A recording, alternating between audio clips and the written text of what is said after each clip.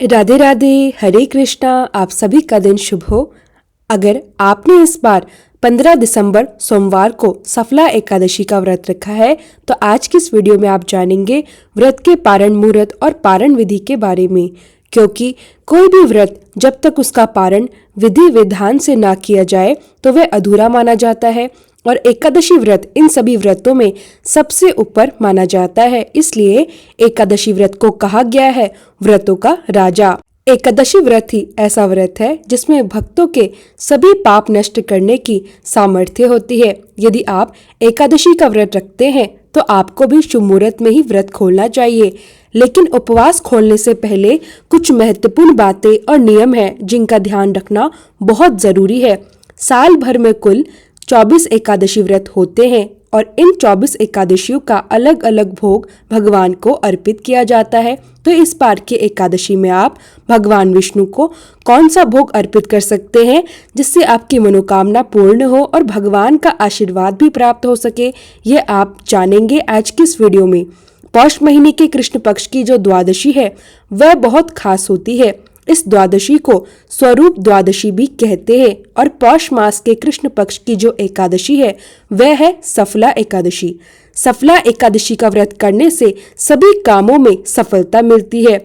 अगर आप भी किसी काम में सफलता प्राप्त करना चाहते हैं तो एकादशी और द्वादशी तिथि के दिन कुछ बातों का ध्यान रखना चाहिए।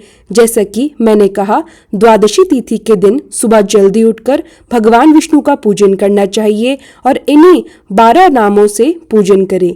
अच्युत, अनंत, दामोदर, केशव, नारायण, श्रीधर, गोविंद, माधव, ऋषिकेश, त्रिविक्रम, पद्मनाभ और मधुसूदन।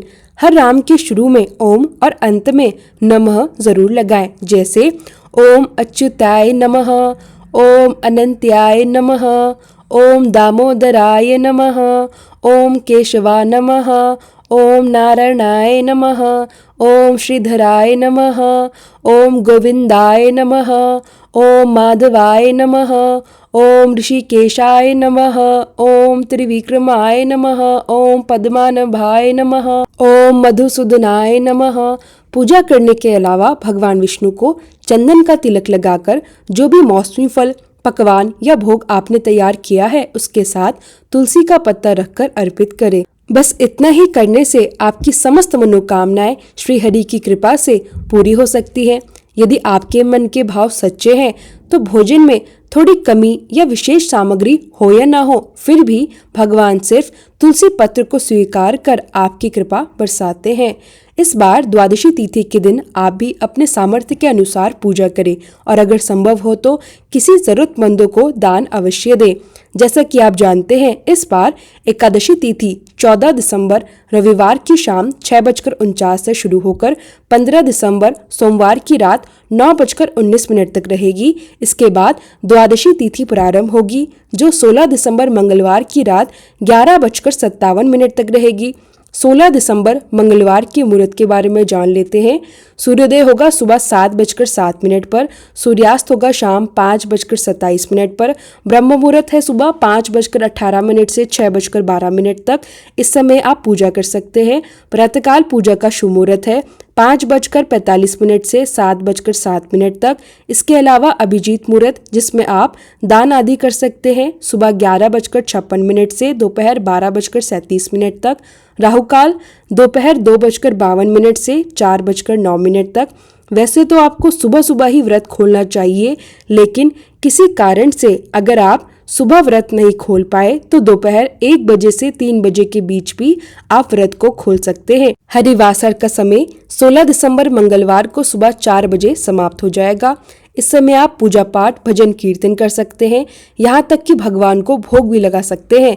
लेकिन ध्यान रखें, स्वयं व्रत इस समय नहीं खोलना चाहिए क्योंकि ऐसा माना जाता है हरिवासर में खोले गए व्रत को भगवान स्वीकार नहीं करते। ऐसा व्रत अधूरा ही रहता है। इसलिए इस बार व्रत पारण का सबसे उत्तम और शुभ मुहूर्त है सुबह 7:07 से 9:11 तक। राहु काल के समय भी आपको व्रत नहीं खोलना है, इस बात का आप विशेष ध्यान रखें। अगर आप घर से बाहर हैं और एकादशी का व्रत रखा है तो जहां भी हैं अपने घर से बनी कोई नैवेद्य सामग्री भगवान को अर्पित करें। वहां पर भी शुभ मुहूर्त के अंदर भगवान का ध्यान करके और स्वयं ग्रहण करने से पहले एक बार फिर मन से भोग अर्पित करें, फिर व्रत का पारण करें। व्रत पारण करते समय तुलसी के पत्ते या आंवला के चूर्ण का सेवन अवश्य करें। द्वादशी तिथि के दिन अगर आपने कोई दूसरा उपवास नहीं रखा है तो चावल का सेवन अवश्य करें, चाहे वह मीठा हो या नमकीन। चावल का आप दान भी कर सकते हैं। यदि आपके पास कोई दूसरा व्रत है तो नमक या अन्न का सेवन सुबह के समय न करें, केवल फलाहार, ड्राई फ्रूट्स या पंचामृत का सेवन करें। और ध्यान रखें, द्वादशी के दिन लहसुन, प्याज या किसी भी प्रकार के तामसिक भोजन का सेवन न करें। मान्यताओं के अनुसार एकादशी के दिन तुलसी भी निर्जला और निराहार उपवास रखती है, इसलिए एकादशी के दिन तुलसी जी को जल नहीं चढ़ाया जाता। लेकिन द्वादशी तिथि के दिन सुबह पूजा के साथ तुलसी जी के पौधे में जल अर्पित करें। कोई भी पकवान तुलसी माता को समर्पित करें, तुलसी माता को श्रृंगार की सामग्री अर्पित करें और तुलसी जी की परिक्रमा भी अवश्य करें। इसके साथ तुलसी चालीसा का पाठ और आरती भी करें। तुलसी माता की पूजा करने से श्री हरि के साथ ही माता लक्ष्मी का आशीर्वाद भी आपको मिलता है।